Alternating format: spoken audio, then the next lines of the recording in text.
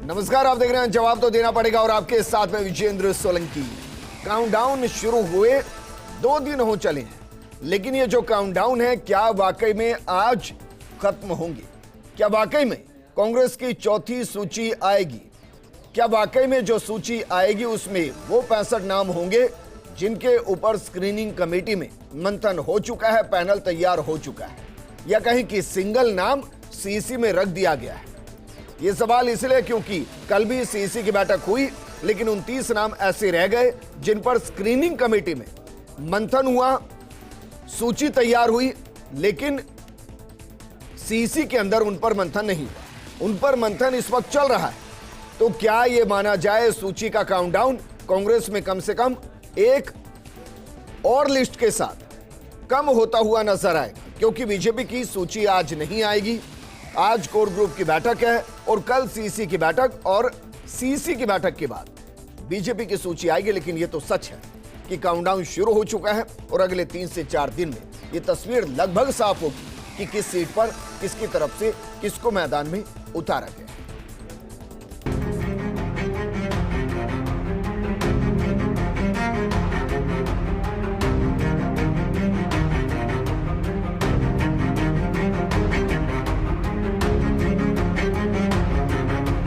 पर निश्चित रूप से सारी सूची जल्दी आने वाली।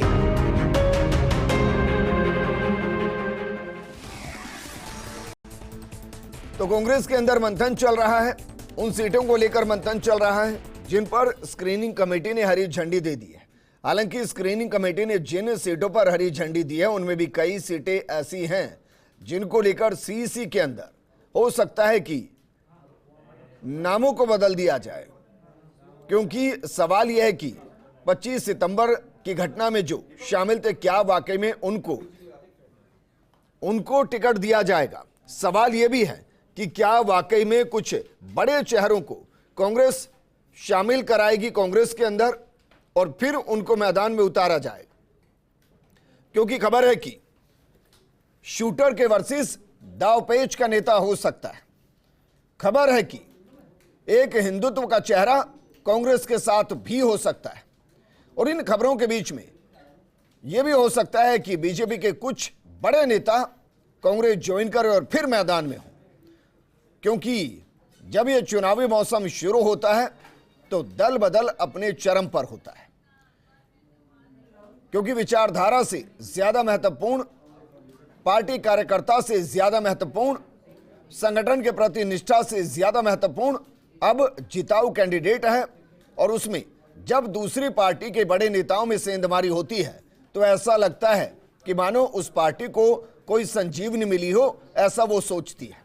हालांकि यह भी कहीं आंकड़ा नहीं कि जितने प्रत्याशियों ने पार्टी छोड़कर दूसरी पार्टी को ज्वाइन किया हो वो और ज्यादा बेहतर प्रदर्शन करते नजर आए हों। दिल्ली से मेरे सहयोगी अश्विनी जुड़ गए। अश्विनी, सीसी की बैठक में मानकर चलें कि जो पेंडिंग कल रह गए थे नाम, उन नामों को लेकर मंथन हो जाएगा, और क्या शूटर के वर्सेस दाव पेच का नेता होगा और एक हिंदुत्व का चेहरा कांग्रेस के साथ भी होगा? कुछ ज्वाइनिंग हो सकती है?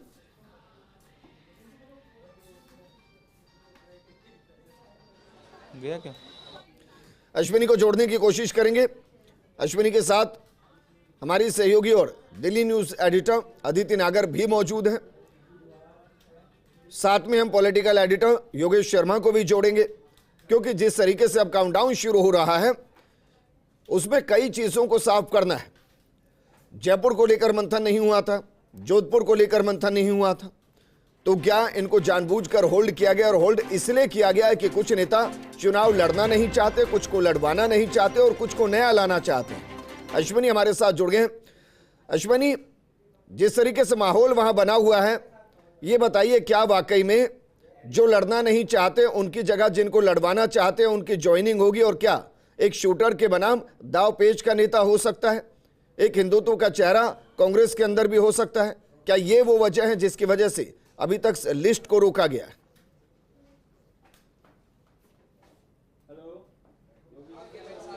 देखिए विजेंद्र, लिस्ट रोकने के दूसरे कारण थे। जो कल सीसी की बैठक हुई और जिन नामों पर मोहर लगी उनकी लिस्ट जारी होनी थी। आज 12 बजे के आसपास AICC की ओर से कहा गया कि अभी हम लिस्ट जारी कर रहे हैं, लेकिन चूँकि 12:30 बजे राहुल गांधी की PC थी जो एप्पल का नोटिफिकेशन को लेकर और हैंग करने को लेकर जो राहुल गांधी ने PC की, उसके चक्कर में रोका गया। लेकिन बाद में कहा गया कुछ और लोग कांग्रेस ज्वाइन करेंगे और खुद मुख्यमंत्री अशोक गहलोत और रंधावा जो हैं प्रेस कॉन्फ्रेंस करेंगे।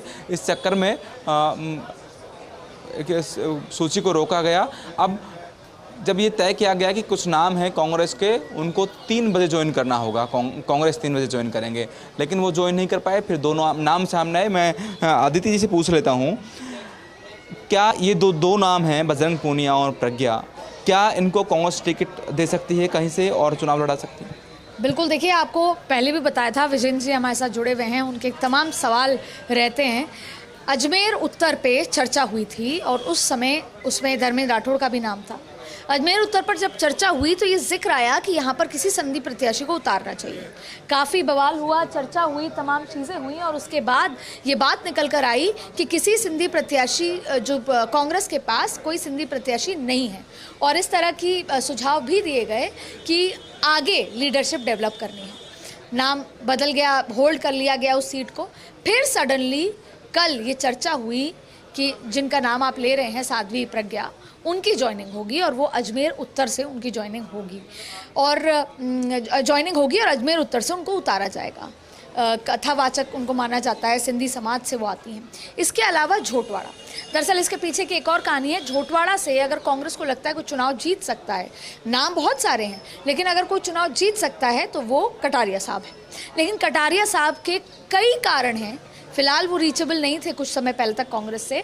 कई कारण हैं, उसमें एक कारण बताया जाता है कि वो आमेर से चुनाव लड़ना चाहते थे। एक कारण ये बताया जाता है कि उनके कुछ पर्सनल कारण भी हैं। लेकिन फिलहाल वो झोटवाड़ा से चुनाव नहीं लड़ रहे और झोटवाड़ा एक हॉट सीट है। अगर हॉट सीटों की बात करें तो सवाई माधोपुर, तिजारा, झोटवाड़ा, ये तमाम सीटें हॉट सीट मानी जाती हैं। इसके अलावा भी चंद्रमानाक्या के बाद चित्तौड़ वाली सीट हॉट सीट हो गई। तो इस हॉट सीट पर ओलंपियन के सामने एक ओलंपियन, और माना जा रहा है कि ये भी कोई स्पोर्ट्स पर्सन है, बॉक्सिंग में, तमाम चीज़ों में, और लंबे समय से इनकी चर्चा थी कांग्रेस के साथ आने की या चुनावी मैदान में आने की, और अब इनकी ज्वाइनिंग है। और ऐसा नहीं है, फेहरिस्त और भी है, तमाम तरीके के नाम चल रहे हैं ज्वाइनिंग को लेकर। लेकिन क्योंकि ज्वाइनिंग जो है टॉप सीक्रेट रखी गई और अभी भी CEC के बाद इसे किया जाएगा, तो ऐसे में संभवतः अजमेर उत्तर पर ये सरप्राइज़ हो सकता है। झोटवाड़ा हॉट सीट है, उस पर सरप्राइज़। और प्रत्याशियों की कमी विद्याधर नगर में है। प्रत्याशियों की कमी, ये माना जा रहा है कि अभी तक चोमू में भी विचार नहीं हुआ। हनुमान बराला से लेकर तमाम तरीके के नाम हैं। रुक्ष्मणी एडमेंट हैं कि वहीं से लड़ेंगी, उनको 36 कौम के मिलेंगे। तो ऐसी बहुत सारी सीटें हैं जहां पर अभी तक कांग्रेस को विकल्प नहीं मिल रहा। लेकिन इसके इतर बात यह है कि अंदर बैठक चल रही है और आज चाहे BJP हो चाहे कांग्रेस, दोनों को ही अपने 200 सीटों पर, जिसे कहते हैं कि नदी पार करनी है। बहुत सारी डीडवाना BJP के लिए एक बड़ी बात है और आज संभवतः उसको लॉक किया जाएगा या कल मोहर लग जाएगी, आज लॉक हो जाएगी। ऐसी बहुत सारी सीटें हैं। रफ़ी खान के सामने BJP किसको उतारती है। इसके अलावा ऐसे ही बहुत सारे उदाहरण हैं कांग्रेस के लिए। अब जैसे बात करते हैं PR मीणा, टोडा भीम से PR मीणा को पहले फाइनल किया स्क्रीनिंग में, लेकिन CEC में उसे रोका गया और घनश्याम मेहर पर चर्चा हुई। ये भी माना जा रहा है कि अगर PR मीणा को टिकट दी जाती है और घनश्याम मीणा क्योंकि सर्वे में आगे हैं, नहीं दी जाती, तो भारतीय जनता पार्टी उनको दे सकती है। ठीक वैसे ही भारतीय जनता पार्टी का जो आज असमंजस है या चर्चा है, उसमें दौसा सीट चर्चा पे है, उसमें महुआ सीट चर्चा पे है। दौसा में मुरारी लाल मीणा के सामने वो किसी गुर्जर को उतारना चाहते हैं, लेकिन अगर गुर्जर को नहीं उतारते, किसी ब्राह्मण को लेकर आते हैं, यानी कि सिविल लाइंस पे किसी को बदलते हैं, तो ब्राह्मण को यहाँ लाएंगे और ऐसे महुआ पे फिर किसी और को, गुर्जर को उतारा जाएगा। तो तमाम परम्यूटेशन कॉम्बिनेशन की, जैसे कहते हैं, ये घंटे भर घंटों जो चर्चा होती है, इन्हीं परम्यूटेशन कॉम्बिनेशन पर चर्चा की जा रही है। अगर बात रफ़ी खान के सामने भारतीय जनता पार्टी करे तो एक अशोक परनामी जो पूर्व विधायक रह चुके हैं, उनकी चर्चा है। इसके अलावा कहते हैं संघ के बड़े करीबी हैं रवि नायर, उनका नाम चर्चा में है, उनको भी दी जा सकती है। तो ऐसे तमाम परम्यूटेशन कॉम्बिनेशन पर चर्चा चल रही है और आज भारतीय जनता पार्टी हो या कांग्रेस, अपनी 200 सीटों पर लगभग 99% लॉक लग जाएगा। कुछ ऐसी सीटें हैं जो आला कमान के पास हैं। कांग्रेस की बात करें तो वो सीट है शांति धारीवाल वाली, जिस पे आला कमान फैसला लेंगे। वैसे ही अगर बीजेपी की बात करें तो उनकी यही शांति धारीवाल के सामने किसको उतारना है, प्रहलाद गुंजल को, वो आला कमान तय करेंगे। तो ऐसे बहुत सारी सीटें हैं। डीडवाना पे किसको उतारना है, आला कमान तय करेंगे। अगर किसी सांसद को उतारना है तो आला कमान तय करेंगे। तो कुछ सीटें जो आला कमान के क्षेत्राधिकार वाली हैं वो उसे छोड़ दिया जाएगा, वरना लगभग तमाम सभी सीटों पर आज लॉक लग जाएगा। और आज कांग्रेस की 55 से 60 के बीच आंकड़ों की जो कल तैयार सूची है वो आज आएगी और इसके बाद टुकड़ों में सूची आती रहेगी। कई सीटें हैं जिस पे खींचतान है, जिस पर अंदर खुलकर चर्चा है। इस बार सचिवों ने खुलकर अपनी बात रखी, खुलकर विरोध भी किया, विरोध भी जताया। जैसे बात है गौरव वल्लभ को टिकट दी गई है, उस पर अभी भी यही बात मानी जा रही है। सचिवों ने लगातार कहा कि वहाँ पे किसी लोकल को टिकट दिया जाए, वो नहीं जीत पाएंगे। लेकिन फिर इस पे प्रदेश लीडरशिप हावी हुई, सीपी जोशी हावी हुए और उनको टिकट दे दी गई। लेकिन अभी भी सचिवों का ये मानना है कि वहाँ पर ये सीट नहीं निकाली जा सकती। तो ऐसे तमाम बातचीत यहाँ पर रखी जा रही है और उसी पर चर्चा है। अंततः बात यह है कि आज राजस्थान दिल्ली में एक्शन में है, चाहे फिर प्रहलाद जोशी के आवास पर बैठक हो जो कुछ समय बाद जेपी नड्डा के आवास चली जाएगी, या फिर ये सीसी की बैठक हो जो यहाँ पर चल रही है कई सीटों पर। कल फर्स्ट इंडिया एक और सवाल कीजिए, मुमकिन है हमारे साथ पॉलिटिकल एडिटर योगेश जी भी जुड़ गए हैं, लेकिन पहली बैठक में यह कहा गया था अश्विनी कि भाई सचिवों को कि खुलकर बात कीजिए, जो लोकल लीडरशिप है उनके प्रेशर में नहीं आना है। अब सचिव खुलकर बात कर रहे हैं तो खुद आलाकमान लोकल लीडर के प्रेशर में आ रहा है। मैं उदयपुर सीट का ही जिक्र कर रहा हूं। अगर सचिव ये कह रहे हैं कि गौरव वल्लभ नहीं जीत सकते, तो लोकल लीडरशिप का अगर प्रेशर ले रहे हैं तो सचिव तो ना इधर के ना उधर के।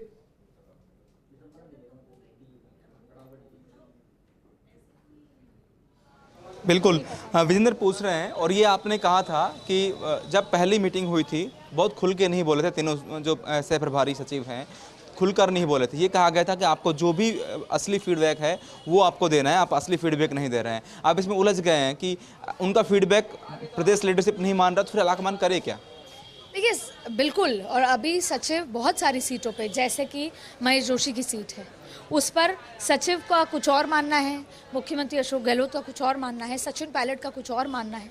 ठीक वैसे ही अगर जिक्र किया जाए ब्यावर का, तो ब्यावर पे अशोक गहलोत और डोटासरा का मानना कुछ और था, एआईसीसी सचिव का मानना भी कुछ और था, लेकिन सचिन पायलट का मानना कुछ और था, इसलिए पारसमल जैन को टिकट दे दी गई और यहाँ पर पारसमल जैन की चली। तो ऐसी बहुत सारी सीटें हैं। भीलवाड़ा पे पहले लोकेश शर्मा को लड़ाया जा रहा था, लेकिन अब उनका नाम अटकता नजर आ रहा है। तो प्रदेश यूनिट क्या सोच रही है, लेकिन इस बार ये समझ आया आखिरी की 2 बैठकों में प्रदेश यूनिट और सचिव दोनों अलग प्लेटफॉर्म पर हैं, दोनों अलग अलग सोच रहे हैं। और इस क्योंकि पिछली पहली बैठक के बाद डांट पड़ी थी, कहा था कि आप अपना काम ढंग से करें जैसा किया गया है, तो उसके बाद से वो लोग अपनी बात खुलकर रख रहे हैं। चाहे फिर वो पीआर मीणा का जिक्र हो, चाहे फिर वो गौरव वल्लभ वाली सीट पे बात हो, चाहे मांगीलाल। फीडबैक वाली बात है ना, सचिव को जो बात करनी है वो तो फीडबैक के लिए बात करनी है। आलाकमान के पास फीडबैक आना है, तय करना ही सेकेंडरी चीज। बिल्कुल, देखिए आलाकमान भी खुद चाहते हैं, क्योंकि आलाकमान राहुल गांधी कल पूरी तरीके से अपने फीडबैक से लेस थे, वो तैयार होके आए थे, बिना कागज देके उन्होंने कई सीटों पर रैंडम सवाल भी किए, सवाल जवाब भी हुए। लेकिन इस बार कांग्रेस एक असमंजस की स्थिति में है जो शायद छत्तीसगढ़ में नहीं थी, क्योंकि छत्तीसगढ़ में भी सरकार गिरने के उस तरह के संकेत आए, लेकिन शायद वैसे नहीं थे क्योंकि इंटरनल इतना ज्यादा खींचतान नहीं थी। और लेकिन राजस्थान में कांग्रेस की सरकार गिरने को लेकर कई बार लंबे लंबे समय बाड़ेबंदी में रहना पड़ा। अश्विनी आप हमारे साथ बने रहिए, अदिति आप भी बने रहिए। योगेश जी, जिस असमंजस का जिक्र अदिति वहां से करिए, क्या आपको वो यहाँ पीसीसी के नेताओं के अंदर भी नजर आ रहा है? मैं सवाल इसलिए कर रहा हूं क्योंकि एक सर्वे रिपोर्ट कुछ है, नेताओं के डिजायर कुछ है, आलाकमान की सिचुएशन कुछ अलग है, और उन सब के बीच में जिस तरीके से सीटों को अभी तक फाइनल किया गया, या जिस तरीके से अब दिल्ली से पता चल रहा है कि भाई एक नाम को लेकर वो अड़ गए हैं, दूसरे नाम को लेकर वो अड़ गए हैं, आपको लग रहा है कि जो फाइनल होंगी टिकटें उसमें एंड ऑफ द डे सिर्फ राजस्थान के नेताओं को सुना जाएगा? देखिए, सिटिंग को टिकट देने की जो बात है वो मोटे तौर पर कांग्रेस की सूची में, तमाम सूचियों में देखने को मिली है। अधिकांश वही चेहरे हैं जिनको लेकर ये कहा जा सकता था कि कोई सीएम गहलोत के कैंप के हैं, कोई सचिन पायलट कैंप के हैं, कोई सीपी जोशी कैंप के हैं। तो इस तरह से विजेंद्र ये कहा जा सकता है कि सिटिंग गेटिंग टिकट इसी तरह के फॉर्मूले पर अब तक पूरी लिस्टें देखने को मिली है। बमुश्किल कुछ टिकट काटे गए हैं विधायकों के, लेकिन 90% टिकट वो के वही रहे हैं और ऐसा ही कमोबेश आगे भी देखने को मिलेगा। और सीएम गहलोत भी इसी सोच के उन्होंने बैठक में भी कहा कि जब मानेसर जो गए थे उनके टिकट हो रहे हैं तो जो सरकार को बचा रहे थे उनके टिकट क्यों नहीं। तो ये बड़ा सवाल उन्होंने अपनी बैठक में खड़ा किया। विजेंद्र, एक संभावित नामों की हमारे पास जानकारी है, हम साझा करना चाहेंगे। हालांकि संभावित है जो सूची आज आने वाली है, जिस पर तमाम फाइनल शेप दी जा चुकी है और उनके जो संभावित चेहरे हैं जिन जिन जगहों से, ये बिल्कुल संभावित है, इसको आप पुख्ता नहीं माने, लेकिन ये संभावित है। सिंगल नाम है जिन पर लगभग चर्चाएं हो चुकी है। चोरू से रफ़ीक मंडेलिया का नाम है, पिलानी से पीतराम काला का नाम है, किशनगढ़ से दीपचंद खैरिया हैं, जेतारण से सुरेंद्र गोयल हैं, शिव से अमीन खान है, अनूपगढ़ से शिमला नायक हैं, विनोद गोठवाल पीलीबंगा से हैं, बीकानेर पूर्व से यशपाल गहलोत हैं, फुलेरा से विद्याधर सिंह चौधरी हैं, आमेर जो चर्चित सीट है वहाँ से प्रशांत सहदेव शर्मा का नाम है जो सचिन पायलट कैंप से ताल्लुक़ रखते हैं। ये सब संभावित नाम है। बहरोड से संजय यादव हैं, थानागाजी से कांति मीणा है जो कि निर्दलीय विधायक हैं अभी थानागाजी से, नदबई से जोगिंदर सिंह आवाना है, हिंडौन से अनीता जाटव है, बामनवास से इंदिरा मीणा का नाम है, किशनगढ़ से विकास चौधरी, अजमेर जो नॉर्थ है जिसकी बात अभी अदिति कर रही थी, वहाँ नया चेहरा आने की बात की जा रही है, और धर्मेंद्र राठौड़ और सिंधी कार्ड महेंद्र अलावता, ये सब नाम चर्चाओं में है। लेकिन अब साध्वी प्रज्ञा को ज्वाइन कराने के बाद तस्वीर बदल सकती है वहाँ की। अजमेर साउथ से द्रौपदी कोहली का नाम है, कोहली मतदाता बड़ी संख्या में वहाँ पर है। नसीराबाद से शिव प्रकाश गुर्जर हैं, हरियाणा से जाकिर गैसावत जो पहले विधायक रह चुके, सुमेरपुर से बीना काग का नाम चर्चा में है जो पहले मंत्री रही है, सिवाना से मानविंदर सिंह, विजेंद्र मानविंदर सिंह का नाम जैसलमेर से हम सुन रहे थे, लेकिन अब शिवाना से नाम फाइनल होने की बात हो रही है। और जैसलमेर से रूपाराम धनदे का टिकट ही जो मौजूदा विधायक है, मेघवाल कम्युनिटी से आते हैं, बड़े नेता हैं, उनकी टिकट की बात की जा रही है। चौटन से पद्माराम मेघवाल जो मौजूदा विधायक है, भीनमाल से समरजीत सिंह, गोगुंदा से मांगीलाल गरासिया पूर्व मंत्री, उदयपुर शहर से गौरव बल्लभ जो कि राष्ट्रीय प्रवक्ता हैं कांग्रेस पार्टी के, जिन्होंने टिकट मांगा था उदयपुर शहर से, उनके नाम की बात है। कपासन से शंकर बैरवा, बेगू से राजेंद्र सिंह विदुड़ी जो कि मौजूदा विधायक हैं, बड़ी सादे से बद्री जाट, कुंभलगढ़ से योगेंद्र परमार, राजसमंद से नारायण सिंह भाटी जो सीपी जोशी के नज़दीक हैं, बूंदी से हरिमोहन शर्मा पूर्व मंत्री, बीता चुनाव बहुत कम अंतर से हार गए थे, सांगोर से भानु प्रताप सिंह, किशनगढ़ का मैंने आपको बता ही दिया, किशनगंज से सहरिया नाम है, नया नाम है, जो मौजूदा विधायक है निर्मला सहरिया, उनके अलावा ये दूसरा नाम बताया जा रहा है। खानपुर से सुरेश गुर्जर जो पहले भी चुनाव लड़ चुके हैं, मनोर थाना से नेमीचंद मीणा, ये युवा कांग्रेस के नेता है, ये भी एक नया नाम है। तो ये अब तक जो नाम संभावित हैं इनको लेकर कहा जा सकता है कि इनके नाम आज डिक्लेयर हो जाएंगे। मैं कह सकता हूं जितने नाम आपने गिनाए उसमें से 80% तो कंफर्म ही होंगे, 20 को हम संभावित मान सकते हैं। अच्छा, जो सांगों से आपने भानु प्रताप का जिक्र किया, क्या ये वही हैं जो झोटवाड़ा के अंदर पूरा प्रचार शुरू कर चुके थे या अलग है? नहीं, ये अलग नाम है, हाड़ौती के नेता हैं और वहीं के लोकल लीडर हैं, कोटा हाड़ौती के नेता माने जाते हैं। और कहा जा सकता है क्योंकि आपको ध्यान ही है सांगोद से जो मौजूदा विधायक है भरत सिंह, उन्हें चुनाव लड़ने से मना कर दिया था। और अभी जो बात चल रही है कि गुड़ा मलानी से भी मौजूदा विधायक और मंत्री हेमाराम चौधरी मना कर चुके हैं। तो क्या किया जाए वहाँ पर? ऐसी अटकलें कि बड़े मालानी के एक बड़े नेता को बीजेपी से कांग्रेस में लाकर टिकट दिया जा सकता है, इस तरह की चर्चाएं पूरे मालानी के अंदर बहुत जोर शोर से गर्म है।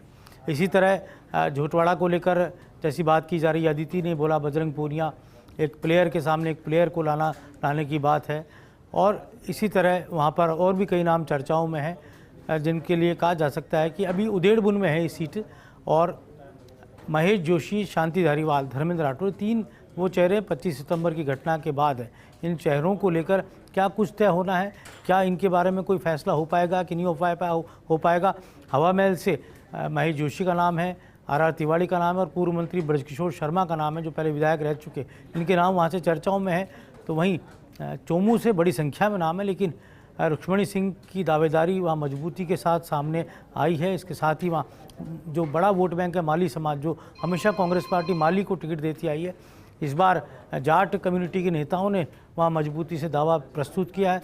तो देखते हैं वहाँ चोमू में क्या रहता है, क्योंकि करीब 100 दावेदार से भी अधिक थे वहाँ टिकट मांगने वाले चोमू के अंदर।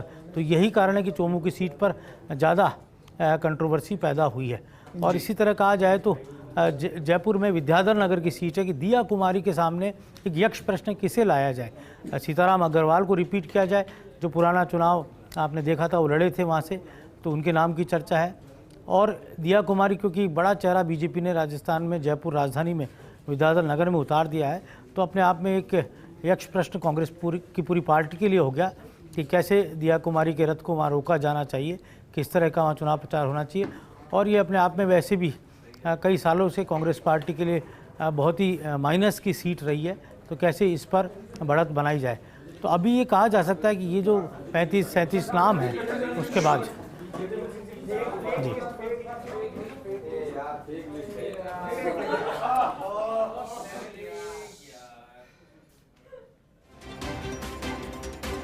अश्वनी का रुख करते हैं। अश्वनी हमारे सहयोगी हमारे साथ जुड़ गए। अश्वनी, वैसे तो लिस्ट जब आएगी फेक लिस्ट की बाहर चल रही है। अच्छा ये पूछिए, अगर मुमकिन है अदिति से कि जो सीटें कल पेंडिंग रह गई थी सीईसी की बैठक में, उनमें से कितनी सीटों पर अभी तक मंथन हो चुका है? चलिए अगर वो नहीं है तो आप बताइए कितनी सीटों पर मंथन हो गया है? अदिति अभी मेरे साथ नहीं है। हाँ, अभी ये मानकर चलें कि जो 25 से 30 के बीच जो सीटें हैं उनमें आधी सीटों पर मंथन की बात है। पहले जब हमने लाइव शुरू किया था तो ये बात थी कि 10 सीटों पर बातचीत चल रही है, तो ये माने कि उससे आगे अब बातचीत बढ़ी होगी। और ये जब पूरी हो जाएगी तो उसका इंतज़ार आपको भी, हमको भी, हर दर्शक को, और ना केवल कांग्रेस के कार्यकर्ताओं को बल्कि भाजपा को है। जिस तरह हम बात कर रहे थे कि कुछ सीटें ऐसी हैं जहाँ भाजपा वेट करना चाहती है कि कांग्रेस वहाँ पर एक बार किसी प्रत्याशी को उतार दे तो फिर हम कौन हमारा मजबूत प्रत्याशी उसको उतारें, और कुछ सीट ऐसी भी हैं जहां कांग्रेस को ऐसा लगता है कि भाजपा उतारे, भाजपा को कांग्रेस आपस में ऐसा लगता है। तो कुछ सीटें बच सकती हैं। जिस तरह आदित्य ने कहा कि आज 60 से प्लस सीटों की सूची आ सकती है, लेकिन ये बैठक जो है ये अंतिम बैठक है और आज चर्चा पूरी कर ली जाएगी, क्योंकि फिर इसमें चर्चा नहीं होगी। आज सीईसी की बैठक में राहुल गांधी भी नहीं है। कल जो सीईसी की बैठक हुई उसमें राहुल गांधी और सोनिया गांधी दोनों मौजूद थे। हालांकि सोनिया गांधी बाद में जल्दी वापस चली गई थी और राहुल गांधी पूरी मीटिंग में मौजूद थे। अच्छा अश्विनी, आप ये कह रहे हैं कि आज के बाद चर्चा नहीं होगी। मेरा सवाल यह है कि जो स्क्रीनिंग कमेटी के अंदर 25 से 30 नाम रह गए थे जिन पर चर्चा होनी थी, वो चर्चा फिर कब होगी? और वो अगर चर्चा होगी तो उसके बाद सीईसी की बैठक तो होगी फिर, या नहीं होगी? वो चर्चा विजेंद्र, जो 25 से 30 सीटें थे उनमें चर्चा आज ही होगी, वो चर्चा आज ही पूरी करेंगे। और जिस तरह अमृता धवन का इंटरव्यू हमने चलाया, उनकी वर्जन हमने चलाया था, उसमें उसने कहा था कि आज आखिरी है। जिस तरह आदित्य ने भी कहा कि ये नदी पार करना जैसा है कि आज कैसे भी करके इस काम को पूरा किया जाए। तो ये जो चर्चा होनी है बैठक के तौर पर, फॉर्मल बैठक के तौर पर सीईसी की, ये आज हो जाएगी। और ये कांग्रेस पर ये प्रेशर भी है कि एक बार सब प्रत्याशियों की चर्चा करने के बाद एक सूची लाई जाए, और बाकी सूची अगर टुकड़ों में भी लाते हैं तो सूची बाद में आती रहे, लेकिन एक बार मैदान में जाया जाए। क्योंकि ये 95 सीटों के साथ आधी कांग्रेस ही मैदान में है, और कांग्रेस के जो आला नेता हैं वो तो सब अभी दिल्ली में हैं, हेडक्वार्टर में हैं, या इस इंतज़ार में हैं कि कैसे उन सीटों को, जो सीटें बची हुई हैं उनको तय किया जाए, उसको लेकर चर्चा है। ठीक है, योगेश जी हमारे साथ बने हुए। योगेश जी, क्योंकि एक सीट या कहूं कि एक मंत्री कांग्रेस के नहीं थे, सुभाष गर्ग साहब, क्या इस बार कांग्रेस 200 सीटों पर अपने ही प्रत्याशी उतारेगी? आपको लग रहा है कि नहीं 2-3 सीटों पर गठबंधन हो सकता है, वो गठबंधन बस ऐसा हो कि ज्यादा फर्क भी ना पड़े और जो INDI है उसके लिए एक संदेश भी हो? देखिए, वैसे तो INDI की बैठक में तय हुआ था कि लोकल इलेक्शन में गठबंधन को लेकर बात नहीं होगी, और जब आम चुनाव होंगे, लोकसभा के चुनाव होंगे, उस दौरान ये गठबंधन मूर्त रूप लेगा।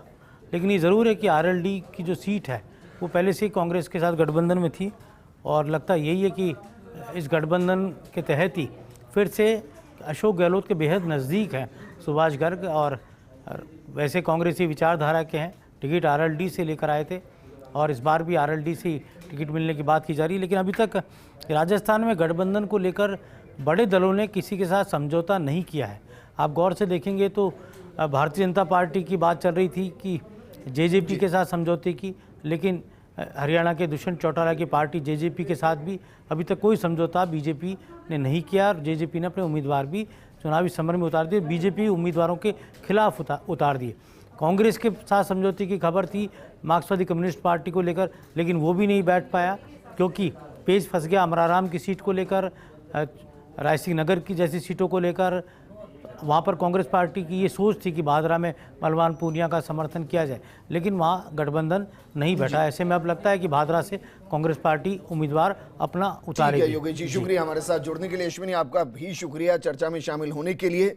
सूची का काउंटडाउन शुरू हो चुका है। 60 से 65 नाम ऐसे हैं जिनको लॉक कर दिया जाएगा और हो सकता है नामों की एक सूची कांग्रेस आज जारी भी कर दे। इस बुलेटिन में फिलहाल इतना ही। नमस्कार।